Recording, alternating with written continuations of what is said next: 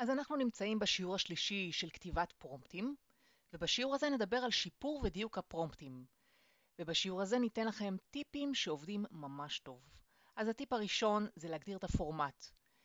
ברגע שאנחנו רושמים לבינה המלאכותית מה אנחנו רוצים, אפשר לבקש תכתבי לי את זה במסמך וורד, או במסמך אקסל, או שתכתבי את זה בנקודות, או במספרים, סדרי לי בטבלה, וכדומה.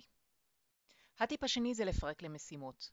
לא לכתוב פרומפט עם הכל, עם 5 משימות במשימה אחת, בפרומפט אחד, אלא משימה אחת לפרומפט אחד.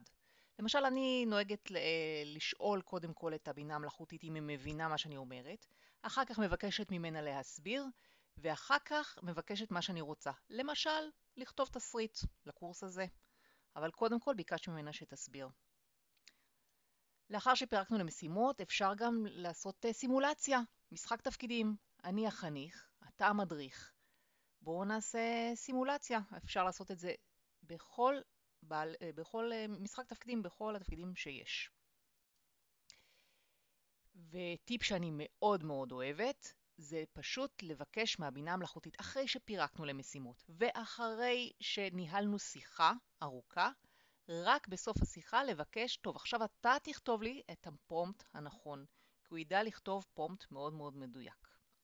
וטיפ נוסף שאני מאוד מאוד אוהבת, זה לבקש מהבינה המלאכותית, תשאלי אותי שאלות, לאחר שסיימנו את השיחה, תשאלי אותי שאלות, יכול להיות שיש פערי ידע, אז תשאלי אותי שאלות, אפשר גם להגדיר כמה שאלות, תשאלי אותי 5, אני לא מגדירה כמה, אבל תשאלי אותי שאלות, ובאמת השאלות האלה טובות. אז בואו נסכם. קודם כל, הטיפ הראשון הוא להגדיר את הפורמט שאנחנו רוצים, בנקודות, בטבלה, במסמך. פירוק למשימות. בכל פרומפט, משימה אחת. זה אפשר לכתוב כמה משימות בפרומפט אחד, אבל הכי טוב זה פרומפט במשימה אחת בפרומפט. סימולציה, משחק תפקידים, מאוד מדייק את הפרומפט. לבקש מהבינה המלאכותית שתשאל אותנו שאלות, כדי לבדוק אם יש פערי ידע אצלנו או אצלה. ובסוף, אחרי כל השיחה, לבקש מהבינה המלאכותית שתכתוב בעצמה את הפרומפט. עד כאן.